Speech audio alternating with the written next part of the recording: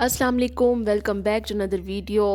ये है जुमे के दिन का व्लॉग और आपके साथ शेयर कर रही हूँ पूरे दिन की रूटीन, सहरी से लेकर अफ्तार तक की। और छोटी छोटी क्लिप्स मैं लेती गई थी। ये पिछले रोज़े की है। ये मैंने बनाया था बल वाला पराठा बच्चों के लिए, और साथ में हलवा बनाने का दिल कर रहा था तो थोड़ा सा हलवा बनाया था। वीडियो मैंने इसकी कोई रिकॉर्ड नहीं की क्योंकि हलवा मैं उसी तरीके से बनाती हूँ जैसे वो शीरा अलहदा से बनाते हैं, तो उसके साथ ही फिर मैंने बल वाले पराठे बना लिए थे रात के खाने के लिए। तो ये उसका क्लिप मैंने ऐड किया है। तो खैर ये है जुमे वाले दिन की सहरी का टाइम। और बस मैं चाय पी चुकी थी और अब जाने लगी थी किचन में पराठे बनाने के लिए। और आज मैंने अपने हस्बैंड से कहा था कि आप मुझे पराठा बना के खिलाएंगे। इतना अच्छा पराठा बनाते हैं, सॉफ्ट था। मैं तरीका आपके साथ शेयर करती हूँ। इस तरह से रोटी को फुल गोल बेल के घी अंदर भर के, तो बस सिंपल सा वो उसको रोल करते हैं। और पेड़ा जो है वो थोड़ा बड़ा लेते हैं और रोटी इससे बड़ी नरम पराठा नरम बनता है। देखिए इस तरीके से इसको रोल करके ना, तो वो मुझे उन्होंने बना के दिया था। फिर उसके बाद मैंने बेल के तो फिर पराठे बना लिए थे। तो एक एक पराठा ही खाते हैं सब। बड़े वाला ज़रा बना लेती हूँ मैं।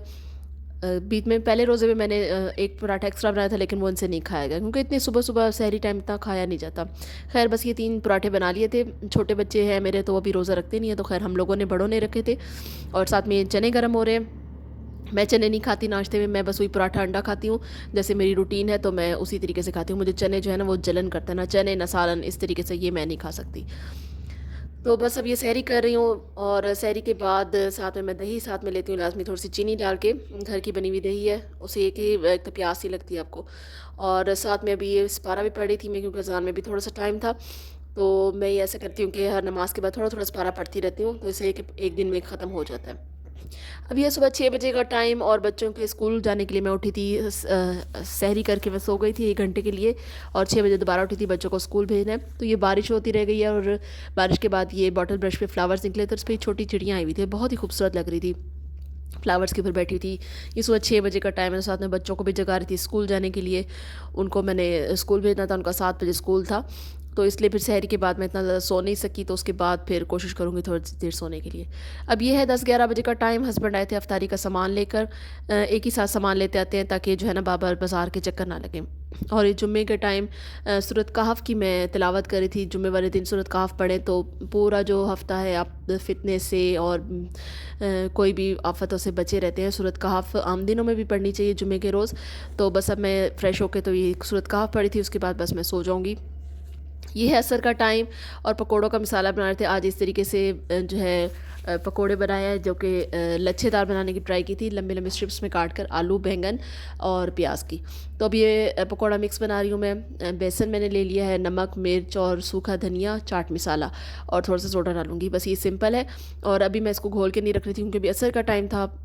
तो मैं तकरीबन 6 बजे जो है ना फिर इसको पानी डाल के घोलूँगी, वरना जो है प्याज और आलू जो है वो पानी छोड़ देंगे। ये अब सोडा डाल रही हूँ थोड़ा सा, ये मिक्स करके रख दूँगी जब तक फ्रूट चाट वगैरह बनाऊँगी, खजूरें बनाऊँगी।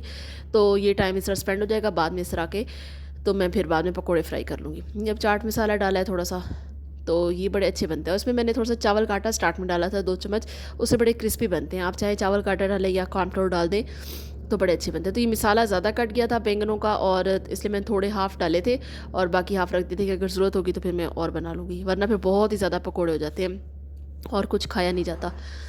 तो बस अब इसको मिक्स करके मैं रख दूँगी, और तकरीबन 6 बजे के करीब जो है मैं इसको फिर पानी डाल के थोड़ा सा घोल लूँगी। तो आप हर रोज़ तकरीबन सेम ही रूटीन होती है रमज़ान में। मैंने आज कहा था कि मैं पकोड़े नहीं बनाऊँगी क्योंकि बहुत ज़्यादा ऑयली चीज़ जो है ना जाती है, लेकिन हस्बैंड ने कहा कि नहीं भी पकोड़े लाजमी बनने हैं, थोड़े से चटपटा जो है वो कुछ होना चाहिए। तो फ्रूट चाट जो है ये फ्रूट्स कट कर लिए थे। अब मैं इसमें बाकी जो है मिसाले वगैरह डाल रही हूँ, वही चाट मसाला और चीनी डालूँगी। और आज मेरा दिल करता कि मैं इसमें थोड़ी क्रीम ऐड करूँ ताकि थोड़ी सी डिफरेंट हो जाए और मज़े की लगे। तो मैंने फिर क्रीम मंगवाई थी। बाद में अभी क्रीम जो है वो बच्चे लेने गए हुए हैं, जब तक मैंने इसमें चीनी डाल के इसको मिक्स करने के लिए रख दिया कि थोड़ी सी चीनी भी डिसॉल्व हो जाए और इमली का पानी भी। तो इसके साथ साथ मैं अब जो बादाम वाली शरबत है सरदाई, उसकी भी साथ साथ तैयारी कर रही हूँ और साथ में इसको भी बना रही हूँ। इमली को भिगो के जो रखा था उसका पानी मैंने इसमें ऐड कर लिया है क्योंकि किन्नू आजकल है नहीं, तो इसलिए इमली का रस डाला है मैंने। अच्छा अभी मैंने बादाम और इलायची को ग्राइंड कर लिया था पहले अलग से, और ये जो ज़ीरा है इसको धो के तो इसी में थोड़ा पानी मिक्स करके मैंने डाल दिया। और कुछ बादाम अलहदा से मोटे मोटे कूट के मलाई में मिक्स करूँगी, ये खजूरों के लिए जैसे कि मैं बनाती हूँ। मोटे मोटे इसमें जो ड्राई फ्रूट होता है ना बहुत ही अच्छे लगते हैं। तो साथ साथ इसको भी फिल करके रख रही हूँ और साथ साथ में बादाम की भी शरबत बना रही हूँ ताकि एक साथ ही जो किचन में काम है वो सारे निपट जाए एक साथ ही। अच्छा जी, अभी मैंने ग्राइंड कर लिया था, अब इसको छानते हैं। पतीले में मैंने पानी भर लिया था तकरीबन 2 जग जितना, और ये जो थोड़ा-सा इसमें थोड़ा पानी डाल के, चीनी भी डाल के ग्राइंड किया था। अब थोड़ा-थोड़ा इसमें पानी डालती जाऊँगी और इसको जो है छानती जाऊँगी, और बड़ी जल्दी क्विक बन जाता है ये, और बड़ा ही मज़े का लगता है।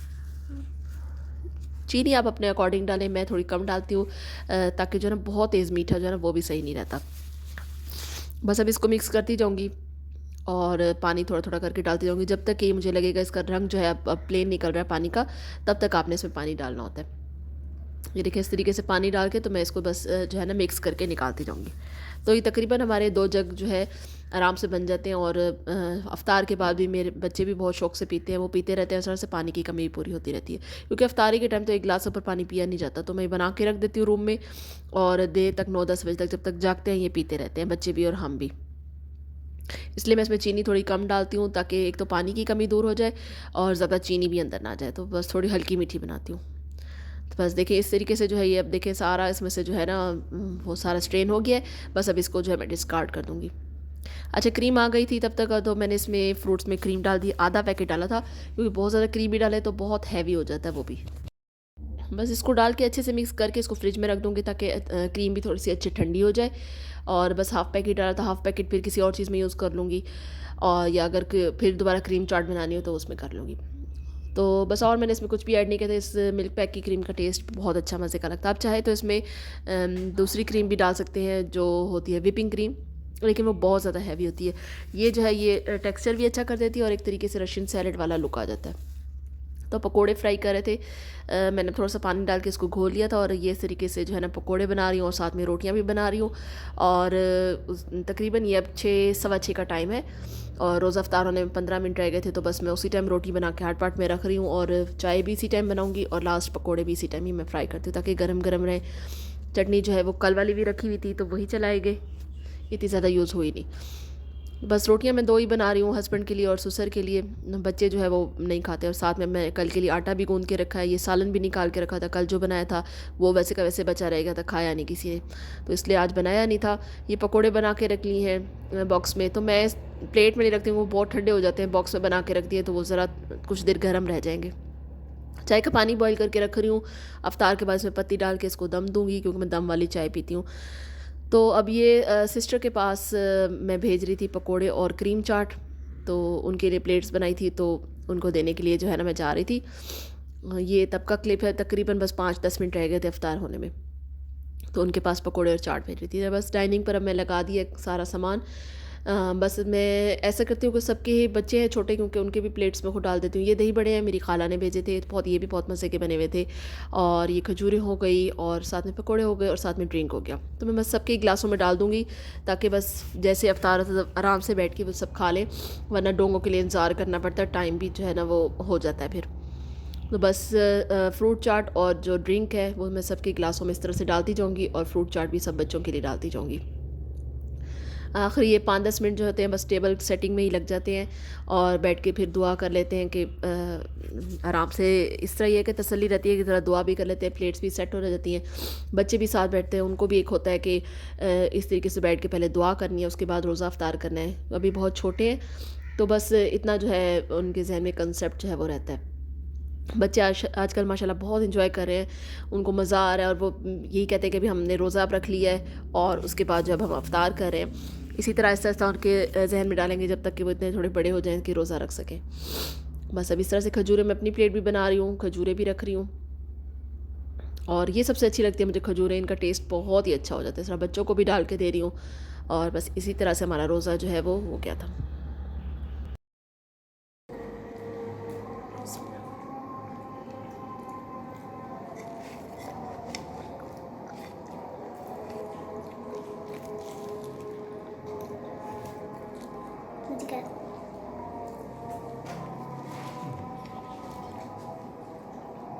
मैंने इनको कितनी डाली? पी लिया।